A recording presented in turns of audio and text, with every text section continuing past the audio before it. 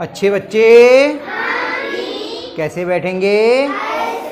बेटा आज हम लोग नई अभ्यास शुरू कर रहे हैं, अभ्यास 3C।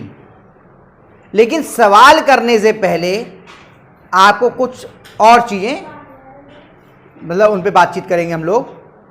कुछ प्रगुण होते हैं, प्रगुण मतलब नियम जो सब पर लागू होते हैं। तो यहां पर हम लोग सीख रहे हैं योग के प्रगुण।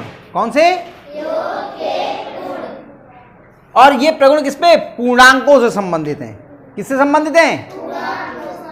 पूर्णांक आप जानते हैं, धन पूर्णांक होते हैं, ऋण पूर्णांक होते हैं, और बीच में क्या होता है? शून्य होता है। ये सब पूर्णांक है। तो पहला प्रगुण है संवरक प्रगुण। संवरक प्रगुण क्या कहता है? सुनिए कि दो पूर्णांकों का योगफल भी पूर्णांक होता है। ये कहलाता है संवरक प्रगुण। वो कह रहे हैं अगर दो पूर्णांकों को जोड़ो, किन्हीं भी दो पूर्णांकों को जोड़ने पे जो उत्तर आएगा, जो योगफल आएगा, वो भी पूर्णांक ही होगा। बेटा क्या लिख रही हो? क्या नाम है आपका? अभी कुछ नहीं लिखो, समझ लो। ये प्रगुण समझ लोगे तो काम आएंगे आगे सवाल करने में बहुत। क्या कह रहे हैं फिर सुन लीजिए कि यदि दो पूर्णांकों को हम जोड़ते हैं तो उनका योगफल भी एक पूर्णांक ही होगा। जैसे कि प्लस के 6 में हमने 7 जोड़े, 6 में 7 जोड़ो, बताओ कितना आएगा? 13।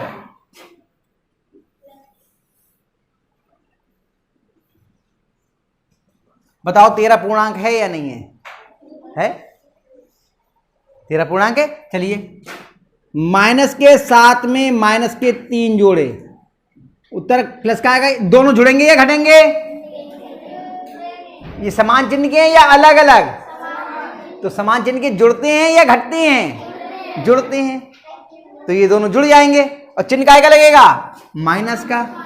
7 में 3 जोड़े कितने आ गए? माइनस का 10 आ गया। बताओ ये भी पूर्णांक है या नहीं है? ये भी पूर्णांक है। हमने प्लस का 7 लिया और प्लस जोड़ा इसमें माइनस का 2, प्लस के 7 में माइनस का 2 जोड़ दिया, तो प्लस का 7, ये ब्रैकेट खोलेंगे तो कितना हो जाएगा? बराबर प्लस का 7 और ये माइनस का 2। ब्रैकेट खोला तो बाहर अगर प्लस का चिन्ह है तो अंदर वाला ही चिन्ह लगता है। दोनों अलग अलग चिन्ह के हो गए, घट जाएंगे। 7 में से 2 गए, कितने बच गए? 5। देखिए ये 13 भी पूर्णांक है, 10 भी पूर्णांक है माइनस का, और 5 भी पूर्णांक है। तो नियम क्या बना कि अगर दो पूर्णांकों को जोड़ते हैं तो उत्तर हमेशा क्या मिलता है? पूर्णांक, चाहे वो समान चिन्ह के हों चाहे वो अलग अलग चिन्ह के हों।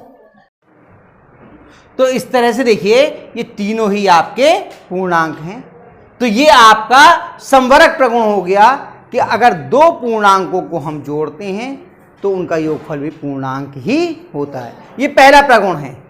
प्रगुण बोल दीजिए, नियम बोल दीजिए। दूसरा प्रगुण, दूसरा है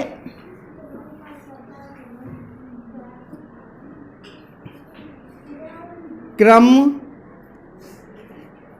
विनिमेय प्रगुण।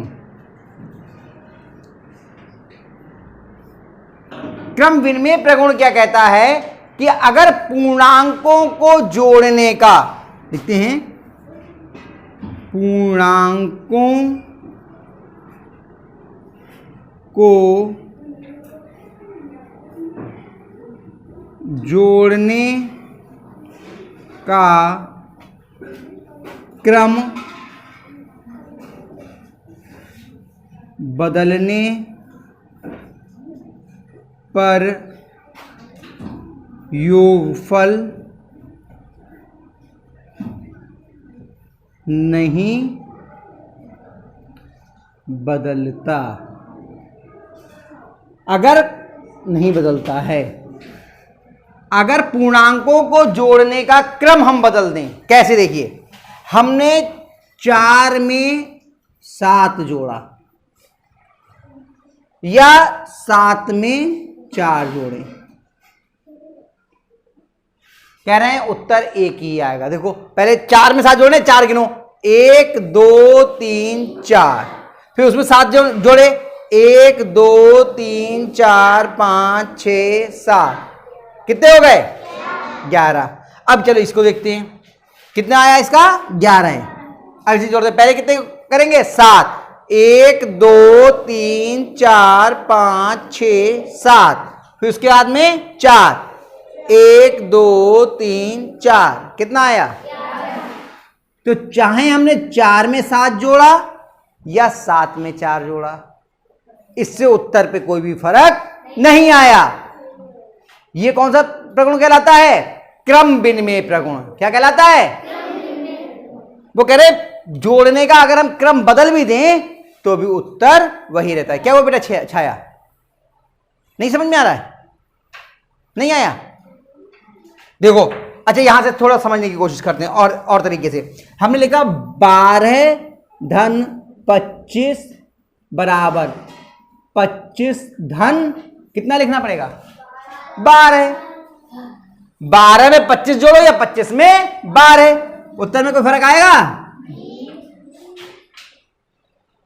आ रही है बात समझ में? चलिए हमने लिखा माइनस के 26 धन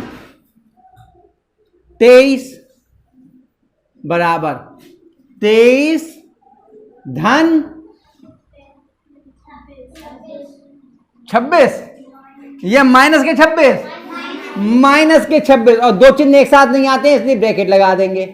ध्यान रखना, दो चिन्ह कभी भी एक साथ नहीं आएंगे, इसलिए पहले ब्रैकेट लगानी पड़ेगी। आ रही बात समझ में? गायत्री आई? कि जब हमने कहा कि किन्हीं दो पूर्णांकों को जोड़ना है तो चाहे इसमें ये जोड़े या इसमें ये जोड़े, उत्तर एक ही बराबर रहता है।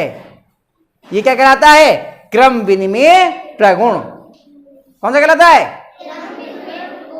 तो हमने आज दो प्रगुण सीखे, एक संवरक प्रगुण और दूसरा क्रम विनिमय प्रगुण।